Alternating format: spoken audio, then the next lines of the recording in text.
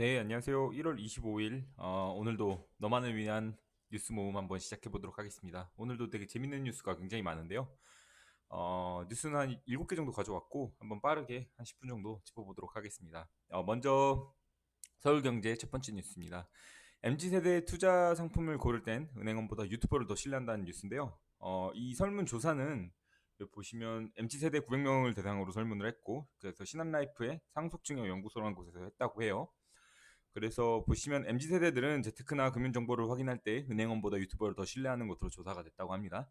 그래서 기생사 세대와는 전혀 다른 특성이 나타났다고 하는데 모든 직업, 공정, 행복, 돈, 소비 등 삶의 가치관 등에서 그래서 보시면 현재 20.1%가 경제 블로거나 유튜버를 신뢰를 한다. 언제 금융 관련 정보를 확보를 할 때라고 얘기를 해요. 그래서 높은 대개 온라인 쇼핑도 그렇고 높은 유튜브 의존도를 보인다고 하고 MZ 세대들은 예상대로 고수익 고위험도 투자의 성향이 높았다라고 합니다. 그리고 또한 MZ 세대들은 본인들의 저축 투자를 방해하는 요소로 꼽힌 것이 쇼핑과 외식인데 각각 35%와 21% 정도가 나왔습니다. 그리고 보통 이 소비 문화를 플렉스, 그다음에 셀프 기프트, 또 남들한테 뒤처지는 것이 좀 불안해하고 뭐 이런 성향을 보였다고 해요. 하지만 역시 가장 중요한 거 MZ 세대들은 관습과 권위라고 해서 존중할 필요는 없다라고 생각을 했고 합법도 따를 필요가 없다는 성향을 보인 비중이 50%라고 합니다. 자산 증식을 위한 투자를 중시하는 그 기존 기성세대와의 가치관이 유지되는 모습을 보였다고 하는데 자산 증식에 관해서는 그 뭐 사실 자산 증식 같은 경우는 뭐 당연히 그렇겠죠. 또 돈을 마구잡이로 쓰는 것보다는 가능하면 자산 증식을 하는 게 좋으니까 저도 MZ 세대에 들어가긴 하는데 MZ 세대의 가장 중요한 게 사실은 어떻게 보면 굉장히 좀 평등을 원하고 반반을 원하면서 동시에 그 내적인 것이 좀 충족이 되고 그냥 삶을 좀 미련하게 희생해서 좀 얻으려고 하는 게 좀 덜하긴 한데 그만큼 또 자산 증식이나 투자를 위한 그런 거에는 굉장히 적극적인 그런 세대입니다. 왜냐면 그만큼 교육을 잘 받았고 똑똑한 사람들이 모여 있는 게 특히 MZ 세대들이거든요. 일단 정보의 접근성도 굉장히 좋고 그래서 뭐 이거 사실 900명밖에 안 되는 대상의 설문이지만 그래도 좀 많은 걸 내포하고 있지 않는 기사인가 해서 가져와 봤습니다. 다음 기사인데요. 현재 지금 미국이 발트 3국이면 거기죠. 리투아니아, 라트비아랑 또 하나 뭐죠? 에스토니아인가? 그쪽 전선에 지금 파병을 검토한다고 해요. 여행 금지 지금 국가를 재지정도 했다고 하는데 보시면 현재 미국 정부가 우크라이나 주재 대사관 직원들에게 전부 철수 명령을 내리고 러시아 여행을 금지 내렸습니다.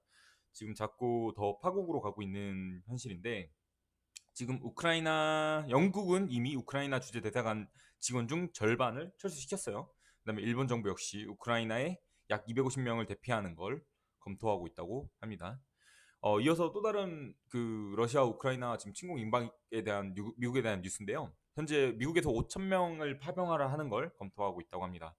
그래서 보시면 이미 아까 말씀드렸던 것처럼 철수 명령을 내렸죠. 그다음에 러시아 우크라이나 여행을 금지를 시켰고 위험하니까 그다음 발트 주변에 육해군 공군 증원을 검토한다고 하는데 미국이 해군 군함 및 공군 군용기와 함께 1,000에서 5천 명 규모의 병력을 발트의 동유럽 지병에 파병하는 안을 검토 중이라고 보도를 했습니다.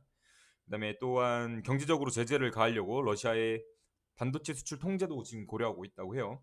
미국은 러시아가 우크라이나를 침공하면 반도체를 비롯한 전략 물자를 러시아에 수출하지 못하도록 하는 방안도 추진 중이라고 합니다.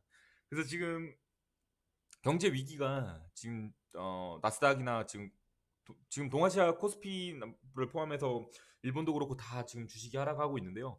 가장 큰 리스크 러시아와 우크라이나의 지금 접경 지역의 전쟁이 과연 발발을 할 것인가 안 할 것인가. 그래서 뭐 사실 신문 기자가 여기 보시면 지금 군비를 비교를 해야 하는데 우크라이나하고 러시아를 군비를 비교하는 것 자체가 의미가 있다고 생각하진 않아요. 이게 미국이 지금 적극적으로 개입을 하냐 마냐 그게 더 중요하니까 뭐 더 지켜보면 좋을 것 같은데 정말로 좋은 쪽으로 좀 풀려서 이게 단순한 악재 해프닝성에 있는 악재에서 끝났으면 좋겠습니다. 근데 지금 러시아가 그 우크라이나의 크림반도를 이미 강제로 뺏은 전력이 있기 때문에 앞으로 어떻게 펼쳐질지 좀 여기는 좀 스파크가 단순하게 스파크에서 끝나지 않고 좀 발화까지 되지 않는 게 아닐까 그런 걱정이 됩니다. 그래서 이거 오늘 아침에 나온 뉴스인데요. 지금 워싱턴에서 지금 미군을 유럽에 지금 뭐 전쟁 발발 지역에 호전적인 지역에 지금 보낼 거라고 파이널라이징을 하고 있다고 합니다. 그래서 지금 유럽에 지금 발티카 그다음에 동유럽 쪽에 지금 보낼 예정이다라고 하는 그 뉴스인데요. 아무튼 다음 뉴스 보겠습니다. 지금 미국이 실제로 지금 엄청나게 공급망 이슈 그다음에 지금 굉장히 이렇게 심각하잖아요. 기사 읽어보시면 이거 경제적으로 좀 알아보셔야 될 게 만들 사람도 팔 사람도 없다. 미 식품 대란 물가의 기름 분나라는 뉴스입니다. 그래서 오미크론발 인력 부족에 대한 공급망 위기인데요. 저는 이게 좀 와닿지가 않았는데 일단 보시면 이런 뉴스예요. 그 미국 전역에 매장 2,100여 개를 둔 우리나라로 따지면 뭐 좀 작은 업체가 될 것 같아요. 왜냐면 보통 CU나 GS 뭐 이런 게 업체들이 보통 한 15,000개 정도의 편의점을 갖고 있으니까 그거에 한 5분의 1 정도 되는 건데 5분의 1이 아니죠. 한 7분의 1 정도 되는 건데 알디라는 회사예요. 알디라는 식료품 회사가 지금 어느 때보다 식료품이 부족하고 지금 회사 홈페이지에는 심지어 공급망 이슈로 인해서 특정 제품은 받을 수 없다라고 사과문을 올렸다고는 합니다. 그래서 실제로 그 사람들 홈페이지를 한번 가봤어요. 그래서 알디라는 이 홈페이지인데 보시면 We apologize 사과합니다. shipping delay 배송 지연으로 인해서 몇몇 개의 알디 광고 상품들은 구매하는데 이용이 가능하지 않다라는 얘기입니다. 그래서 해당 지역과 날짜와 이런 상품들 불가능하다는 얘기인데요. 그래서 보시면 실제로 이렇게 굉장히 지금 미국이 양극화로 가는 도중에 좀 미끄러지고 있는 게 아닌가 뭐 그런 생각입니다. 보시면 오미크론에 따른 일손 부족이 식품 공급난을 일으켰다는 분석이 나옵니다. 오미크론이 너무 확진자가 너무 많이 나오고 거기에 따라서 자가격리로 결근까지 속출하니까 식품 생산부터 가공, 유통에 이르기까지 공급망 전반에서 일할 사람이 줄었다. 뭐 그런 얘기고요. 그래서 지금 동부에서 서부로 가는 배송비가 7,000달러에서 지금 22,000달러까지 지금 300%가 올랐어요.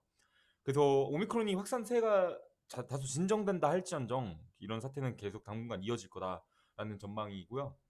그래서 임금이 실제로는 4.7%가 올랐는데 인플레 때문에 물가가 너무 상승해서 마이너스 2.4%라고 해요. 그래서 보시면 지금 여기서 예를 든 건 미국 플로리다주에서 근무하고 있는 요리고등학교 교사 이 사람은 코로나19 유행이 시작된 지 2년 만에 연봉 20%가 올랐는데 근데 실제로 생료품, 식품, 가스, 자동차 보험 뭐 그게 다 올라서 실제로 소비 여력은 1년 전보다 줄어들었다고 합니다. 그래서 미국이 전반적으로 인플레에 대한 굉장한 인플레와 그다음에 공급망에 대한 굉장히 이슈 때문에 전역이 지금 몸살을 앓고 있어요. 거기에 오미크론까지 겹쳐가지고 지금 수십만 명씩 나오니까 당분간은 미국 주식이 굉장히 좀 위험할 거라는 생각이 들긴 하는데 그래도 코로나가 처음 터졌을 때보다는 그래도 좀 공포감이 덜하고 사람들이 면역이 생겼으니까 저는 결국에는 이런 이슈들은 해결이 될 거라고 생각을 하기 때문에 좀 장기적인 안목으로 투자를 계속 이어나가는 게 어떤가라는 생각을 합니다. 부동산 뉴스 갖고 왔는데요. 지금 뭐 정리하자면 이겁니다. 서울 아파트에 일단 입주 물량이 줄고 있다. 그래서 입주 물량은 그 해당 연도별로 계속 줄어드는 추세고, 그다음 경기 지역 역시 1.38% 정도 증가한 뭐 요만큼의 뭐 결국 비슷한 양이 입주가 될 거다 그런 얘기인데 두 번째 보시면 같은 이제 똑같은 얘기입니다. 근데 요거 좀 상반되는 얘기인데 어떤 얘기냐면 입주 물량은 줄어드니까 결국 집값이 좀 오르지 않을까라는 그런 약간 그런 의미를 내포하는 기사인데 반면에 이쪽 기사는 이제 하락 거래가 시작됐다 이거예요. 그래서 보시면 12월 전국 아파트 거래 중 최고가 대비 하락한 거래는 18,068건으로 전체 거래의 79.5%를 차지했다고 해요. 이거는 지난해 11월에 75.9%보다 3.6% 늘어났다는 그 얘긴데, 그러니까 전고점을 계속 깨지 않는 거래가 더 늘어났다는 이런 얘기죠. 그런 얘기인데 그럼 거꾸로 얘기하면 20%는 전고점을 실제로 아직도 깨고 있다는 소리입니다. 그래서 그런 얘기고 그래서 뭐 아크로 리버파크가 지난해 전용 뭐 84짜리가 지금 작년 12월에 39억 8천만 원에 거래돼서 직전 거래일 45억 원에 비해서 5억 2천만 원이 하락했다고 해요. 그 다음에 망월동 하남에 있는 미사강변 호반 서밋이 12억 원에 거래돼서 직전보다 3억 7천 낮았다고 합니다. 그래서 직접 보시면 이 아크로 리버파크 사진인데요. 여기 보시면 여기 지금 112.8 얘인데요. 지금 45억이 11월에 거래됐다가 11층이 12월에 뭐 8층이 지금 39억 8천에 5억 2천 정도 빠졌죠. 그리고 여기도 보시면 지금 여기 한강뷰가 나오는 이쪽 물건들 39A, 39C가 있는데 39C가 지금 10억 7천에서 거래됐다가 9층이 지금 3층이 12억에 거래돼서 3억 7천 정도 빠진 가격이 보이고 있습니다. 어, 저는 사실 이걸 어떻게 보냐면 약간 좀 종부세나 혹은 뭐 좀 비과세나 뭐 좀 이런 것 때문에 좀 급하게 좀 물건을 던진 물량이 있는 게 아닌가라고 생각을 하거든요. 사실 뭐 45억 하던 게 40억이 되는 게 무슨 그렇게 큰 의미가 있나 싶긴 한데, 그리고 여기 보시면 지금 16억짜리가 지금 12억까지 빠졌잖아요. 요거는 정말 금매를 잡은 것 같은데, 글쎄요. 오른 거 보시면 지금 2019년에 8억 하던 게 갑자기 16억이 됐잖아요. 2년 만에.